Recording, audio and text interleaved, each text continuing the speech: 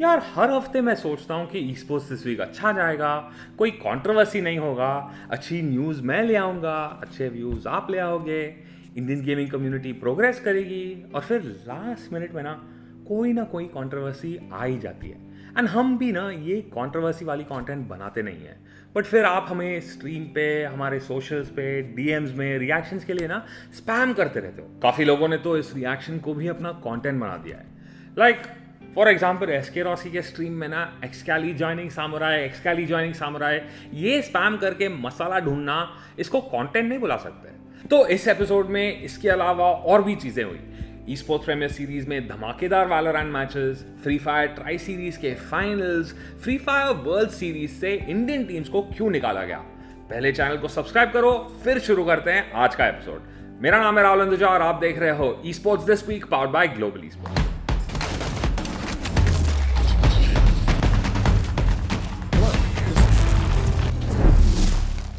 Okay, so शुरू करते हैं एक्सकैली और टीम माही वाली कंट्रोवर्सी से और इस टॉपिक को जल्दी ही खत्म करते हैं। 3 लाइन में बोलूं तो एक्सकैली जो एक एक्स सीएसगो प्रो है और अभी वैलोरेंट इंडियन सीन से काफी मशहूर प्लेयर है, इनको सामुराई ई स्पोर्ट्स से एक ऑफर आता है। एक्सकैली ने ये ऑफर एंटरटेन भी किया और एक्सेप्ट भी किया।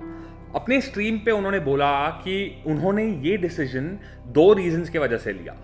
एक है ज्वाइनिंग बोनस और सैलरी, दूसरा रीजन है कि अन्ना के कंट्रोवर्सी से उसके गेमिंग करियर पे क्या इंपैक्ट आएगा, इसका उनको डर था। दूसरी तरफ से टीम माही ने जो 2020 सीन डोमिनेट भी किया और अब 2021 में वापस फॉर्म में भी आ रहे हैं, उन्होंने एक लाइव वीडियो में वो पूरा कॉन्वर्सेशन पब्लिक के सामने डाल दिया। एक रात पहले लाइव स्ट्रीम पर सारी टीम, उनके मैनेजर यूफोरिया और अन्ना अपनी कम्युनिटी के साथ बैठ के इसके बारे में बातें कर रहे थे। उन्होंने ये भी कहा कि वो शॉक थे क्योंकि सामुराई कॉन्ट्रैक्ट खरीदना तो दूर, रातों रात देखते देखते उनका प्लेयर उठा लिया। उसके अलावा प्लेयर्स ने भी अपना ओपिनियन दिया इस सब्जेक्ट को लेकर और भाई क्या ही खतरनाक रिकॉर्डिंग निकली है वो बिंग्स वाला सुन के तो दिल से बुरा लगा यार।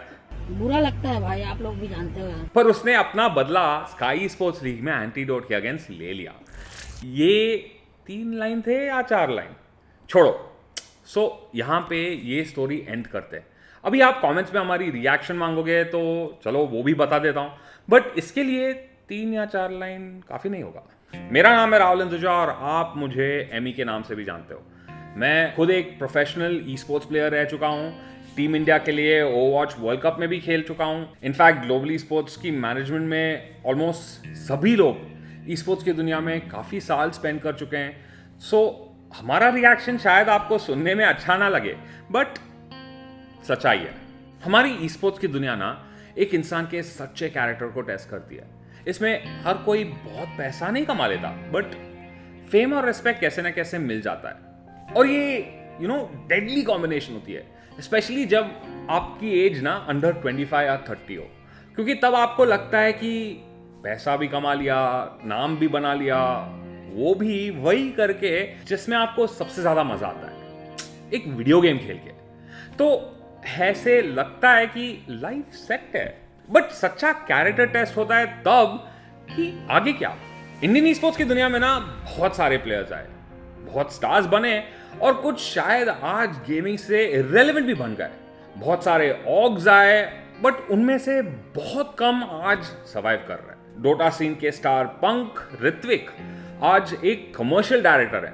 शॉन डेक्स्टर जो आज एक फुल टाइम ट्रेडर है। एशार जो कि क्वेक या ओवरवॉच से जुड़े हुए आज मीडिया कंपनी चलाते हैं। सीएसके मिस्टिकल भावेश एलानी आज वो एक कॉमेडियन है। और P1 पवन लालवानी जो आज एक एड्यूटेक स्टार्टअप चलाते हैं ऑस्ट्रेलिया में। उन सबको फेम जरूर मिला, बट ई स्पोर्ट्स करियर छोड़ के उनको अपने लाइफ में और ऑप्शंस ढूंढने भी पड़े करियर के लिए। अब पबजी का ही सीन देख लो, कितने सारी टीम्स आई जिन्होंने अपने आप को ऑग्स भी बना दिया, स्पॉन्सर्स भी उठा ली, कुछ तो बाहर से भी आ गए। जब पबजी बैन हुआ तो कुछ दिनों बाद बैकअप भी कर लिया। जो रह गए वो आज अलग अलग गेम्स में अपना नाम बनाने की कोशिश कर रहे हैं। ये मैं इसलिए बोल रहा हूं क्योंकि ई स्पोर्ट्स में ना 2 किस्म के लोग होते हैं। एक वो जो बहती गंगा में हाथ धोने के लिए हैं, मतलब क्विक इन, पैसा फेंको, तमाशा देखो, और बुरा वक्त आया तो प्लेयर्स को टाटा बाय बाय बोलो, प्रॉफिट या लॉस बटोर लो और फटाफट से निकल लो। और दूसरे आते हैं वो लोग जिन्हें गेमिंग से लगाव है, स्पोर्ट्स से प्यार है। इस कल्चर में वो प्रॉफिट के लिए नहीं बट इंडस्ट्री बनाने के लिए आए हैं, एक कम्युनिटी बनाना चाहते हैं। किसी और की बात क्यों करें, मेरी ही एग्जांपल ले लो। मेरे पास तो एक कॉर्पोरेट जॉब था, सैलरी था, बोनस था, सब कुछ था। इनफैक्ट रुशिया मोहित को ही ले लो, जी में किसी को भी ले लो, सबके पास एक एस्टैब्लिश्ड करियर ऑप्शन था। बट हम वो छोड़ के इसलिए आए क्योंकि हमें ये सीन बनाना है। इसमें ही इंडियन गेमिंग की एक्चुअल जीत है। ये जो पहले टाइप के लोग हैं ना, वो बहुत ही शॉर्ट टर्म देखते हैं। ये वही लोग हैं जो ब्रांड डील्स, बोनसेस, सैलरी, इन सब का कैंडी दिखाते रहते हैं। ये सब कैंडीज ना शॉर्ट टर्म में देखे तो बहुत अच्छा होता है, बट मुझसे पूछो, आज मैं 35 का हूं, प्लेइंग ईयर्स खत्म हो गए मेरे, कोई कंटेंट क्रिएटर भी नहीं हूं मैं, बट हाँ, ई स्पोर्ट्स की दुनिया से मैं कभी रिटायर नहीं होऊंगा। बाकी ब्रांड डील्स की कैंडी हमको पता है, हमने ये सीन इंडिया में ही नहीं, सिंगापुर, कोरिया, अमेरिका, हर जगह में देखा है। इनफैक्ट जिया है। ये कुछ रुपयों की ब्रांड डील्स के लिए साल भर का गुलाम बनना ना हम चाहते हैं, ना हम हमारे प्लेयर्स के लिए ये चाहते हैं। इनफैक्ट ऋषि के चैनल पे इसके बारे में एक वीडियो आने वाला है बहुत ही जल्द, तो उस चैनल को सब्सक्राइब कर लो। शायद बहुत कुछ बोल दिया यार इस टॉपिक पे, बट ये टॉपिक ऐसा ही है। एनीवे, ये एक्सकैली और माई वाला सिचुएशन तो इस हफ्ते का सबसे बड़ा न्यूज तो बन ही गया, बट बाकी भी चीजें हुई यार इस हफ्ते। फ्री फायर वर्ल्ड सीरीज से शुरू करते हैं। याद है पिछले एपिसोड में हमने बोला था कि ट्रॉफी इस बार घर ही आनी चाहिए, नहीं आएगी। पता चला कोविड के ट्रैवल रिस्ट्रिक्शंस की वजह से हमारी टीम्स को सिंगापुर जाके अपने देश को रिप्रेजेंट करने का मौका भी नहीं मिल रहा है। ये टूर्नामेंट मई 2021 में होस्ट होने वाला है और इसमें दुनिया के टॉप 22 टीम्स खेलने वाली है 15 करोड़ रुपए के लिए। इंडिया से गैलेक्सी रेसर और टीम एलीट भी इन टीम्स में शामिल थी, बट इस हफ्ते ये वायरस की वजह से दुनिया भर में इंडिया एक रेड जोन बन गया है। हर कंट्री, स्पेशली सिंगापुर, जहां free Fire world series 2021 host होने वाला है, अभी कोविड की वजह से अपनी जनता को सेफ रखने के लिए इंटरनेशनल ट्रैवल पे कड़ी निगरानी रख रही है।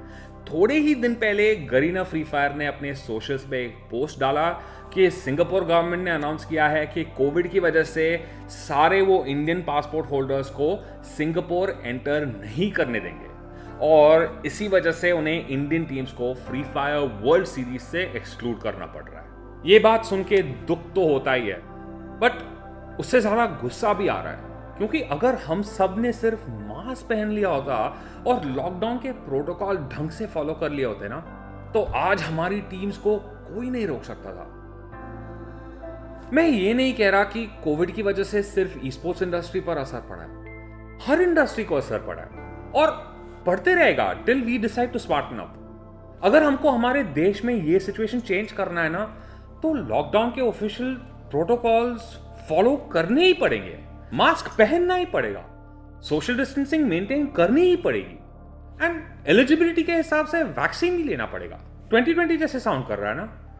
नहीं, 2020 से ज्यादा खराब है आज का माहौल, और जितना जल्दी हम सब इसको सीरियसली लेना शुरू करेंगे, उतनी ही जल्दी हमारे देश के एथलीट्स फिर से इंटरनेशनल इवेंट्स में इंडिया का नाम रोशन कर पाएंगे। नहीं तो साल बदलते रहेंगे और हालात वही के वही रह जाएंगे। तो मैं आप सबसे विनती करता हूं, प्लीज कोविड को सीरियसली लेना शुरू करो। अब इसको लेकर टीम एलीट और गैलेक्सी रेसर ने हार नहीं मानी, अभी भी वो इंडियन टूर्नामेंट्स में खेल रहे हैं, अपने फैंस को एंटरटेन कर रहे हैं और मोस्ट इंपॉर्टेंटली देश का नाम रोशन कर रहे हैं। वर्ल्ड सीरीज में ना सही, ट्राई सीरीज नेशन में तो जरूर। ये टूर्नामेंट इस हफ्ते खत्म हुआ और इसके विनर्स निकले सिक्स सेंस और क्लोज सेकंड प्लेस में फिनिश हुई team elite and third place में टीम नेमेसिस। तीनों ने बहुत ही उम्दा परफॉर्मेंस दिखाया through out this entire tournament और इसके एमवीपी बने पहाड़ी, जिन्होंने सारे टूर्नामेंट्स में 75 किल्स बटोर लिए। Congratulations to all these teams. इनमें बटेंगे 35 लाख रुपए का प्राइस पूल। देखा जाए तो ये तो बस एक छोटी सी झलक है यार फ्री फायर के इंडियन रेवोल्यूशन के लिए। टीम एलीट और सिक्स सेंस जैसी टीम्स तो अब एक इंटरनेशनल लेवल पे खेलेंगी लगता है, और इन्हें तो अब आप भी ज्वाइन कर सकते हो। रोज नए टूर्नामेंट्स होस्ट हो रहे हैं, और अगर आपको भी इन टूर्नामेंट्स में खेलना है तो आप सबके लिए एक बहुत ही बड़ी खुशखबरी है। गरीना ने एक और मजेदार टूर्नामेंट अनाउंस किया है, फ्री फायर सिटी ओपन। इसमें 8 सिटीज के टीम्स खेलेंगी इंडिया के बेस्ट टीम्स के साथ, और आप सबको इसमें खेलने का मौका भी मिलेगा। इसका प्राइस पूल भी अनाउंस हो चुका है, 60 लाख रुपए। अगर आपको इस टूर्नामेंट में खेलना है, ग्लोबली स्पोर्ट्स के डिस्कॉर्ड सर्वर पे आ जाओ। टीम्स ऑलरेडी है तो उन्हें भी ले आओ, और टीम नहीं है तो हमारे डिस्कॉर्ड पे मिल जाएंगे, बिकॉज यार आप ही की तरह ढेर सारे लोग हैं जो ई स्पोर्ट्स में आना चाहते हैं और अपना नाम बनाना चाहते हैं। तो देर किस बात की, लिंक आपको डिस्क्रिप्शन में मिल जाएगा, globalesports.com/discord। आ जाओ। अब आते हैं सबके फेवरेट पीसी गेम वैलोरेंट पे। आजकल तो जैसे कि रोज नए टूर्नामेंट्स होस्ट हो रहे हैं और नए नए टीम्स भी उभर के आ रहे हैं, जैसे कि फोर्स वन ई स्पोर्ट्स, टूरूपर esports, ALC team, Purpose esports, जो ना आजकल के T1 टीम्स को ना एकदम टक्कर दे रहे हैं। जी हो, माई हो, गॉडलाइक हो, जो कोई भी हो, सामुराई हो, कोई भी हो। In fact esports premier series का पहला क्वालिफायर परसों ही खत्म हुआ, और उसमें तो नए टीम ने धमाका ही मचा दिया। कितने मजेदार मैचेस देखने को मिले। लगता है T1 टीम्स और इन उभरती हुई टीम्स के बीच का स्किल गैप ना बहुत कम हो चुका है, और इस साल आई थिंक और भी हिडन जेम्स निकलेंगी इंडियन वैलोरेंट सीन से। वैसे टूर्नामेंट के विनर्स निकले ग्लोबल ई स्पोर्ट्स। बहुत ही मजा आया गॉडलाइक ई स्पोर्ट्स के साथ फाइनल्स खेलने में। DM और हैवान ने तो भाई क्या ही हार्ड कैरी किया, बट थैंकफुली हमारी गेम सक्सेसफुल रही एंड में। और इस टूर्नामेंट के MVP भी निकले हमारे सबके चहीते Death Maker. Massive congratulations to him and the rest of the Godlike esports team for an amazing performance. वैसे ये इवेंट खत्म नहीं हुई है, सिर्फ पहला क्वालिफायर था वो। सोचो, छोटा सा एक ट्रेलर, अभी तो सारी पिक्चर बाकी है। 3 और क्वालिफायर्स बचे, और इन इवेंट्स में कोई भी टीम्स बना के खेल सकती है। आप भी, फिर से डिस्कॉर्ड प्लग नहीं करूंगा, बट यार आ जाना। वैसे काफी अच्छी मोमेंटम पकड़ी है टीम ने। द ई स्पोर्ट्स क्लब ने तो हमारी टीम को अपने हॉल ऑफ फेम में भी डाला है। Thank you so much e sports club. अभी तो गेम इतना जल्दी इवॉल्व होते जा रहा है ना, नए एजेंट्स, बड़े बड़े चेंजेस, और फिर नए मैप्स भी ऐड हो रहे हैं रोज। इस हफ्ते राइट ने ब्रीज का मैप अनाउंस किया, और इससे बहुत सारे कंटेंट क्रिएटर्स और प्लेयर्स को लगा कि ये CSGO के कॉबलस्टोन मैप की सिमिलैरिटी शेयर करता है।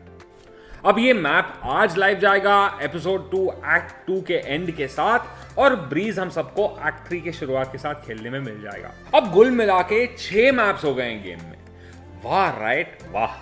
गेम के रिलीज होके 1 साल भी नहीं हुए, और already map pool almost double हो चुका है।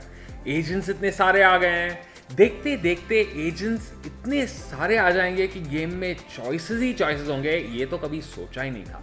अच्छा ही है, राइट अपने ई स्पोर्ट्स इकोसिस्टम को सही तरह से कम्युनिटी फीडबैक लेके बढ़ा रहा है, और ऑनेस्टली ये गेम के लॉन्ग टर्म ग्रोथ और सस्टेनेबिलिटी के लिए बहुत अच्छा है।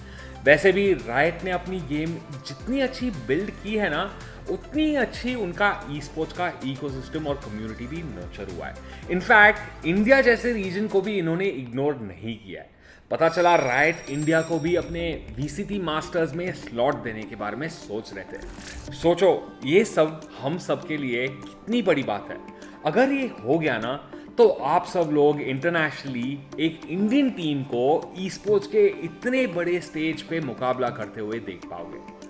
गर्व का दिन होगा वो हम सब के लिए, और उस मुकाम तक पहुंचने के लिए आप सबके पास भी इतने सारे अपॉर्चुनिटीज हैं।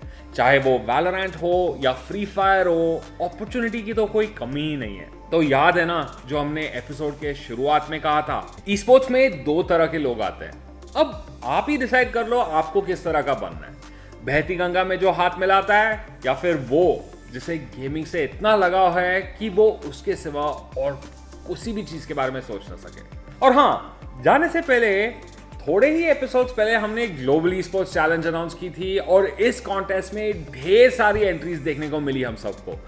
बहुत अच्छा लगा आप सबके वीडियोस देख के, और इनमें से विनर चूज करना बहुत मुश्किल था, बट काफी डिस्कशंस के बाद हमें इसका विनर मिल गया है।